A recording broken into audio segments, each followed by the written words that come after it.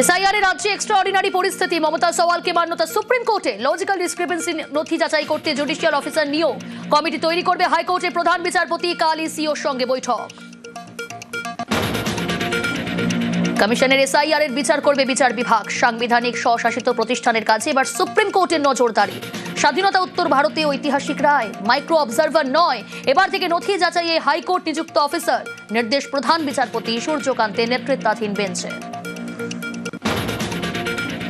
কমিশনের লজিক্যালি খুঁত, বাঙালি পদবীর উচ্চারণ বিভ্রাটে বৈধ ভোটার বাদ। সুপ্রিম কোর্টের বেনজির রায় মমতার অভিযোগে মান্যতা। কমিশনের কাজে প্রাথমিকভাবে খুঁত মেলায় সুপ্রিম হস্তক্ষেপ। এসআইআর নিয়ে রাজ্য কমিশন সংঘাত, দুই সাংবিধানিক প্রতিষ্ঠানের মধ্যে অবিশ্বাস। দোষারোপ পাল্টা দোষারোপে ব্যাহত এসআইআর প্রক্রিয়া। এবার সুপ্রিম কোর্টের হস্তক্ষেপে তালিকা প্রকাশ পিছনোর প্রবল সম্ভাবনা। তালিকা পিছলে পিছবে ভোটও।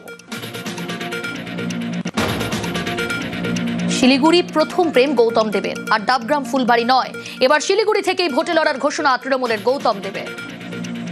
আমি প্রকাশ্যই বলে গেলাম আপনাদের কাছে, আমি আর দাঁড়াচ্ছি না ডাবগ্রাম ফুলবাড়িতে, আমি শিলিগুড়ির দিকে চলে যাচ্ছি, আমার জন্মভূমিতে ফিরে যাচ্ছি।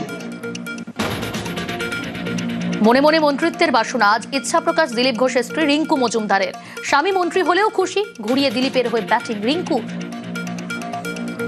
আমার ক্যাবিনেট মিনিস্টার হওয়ার শখ ছিল, তো অনেক ক্যাসেস করতে পারি, তো সেখানে আমি দেখেছি তারা যদি পারে তাহলে আমি কেন পারবো না। আমি যদি নাও হই, আমার হাজব্যান্ড হলেও আমার শখটা পূরণ হয়ে যাবে।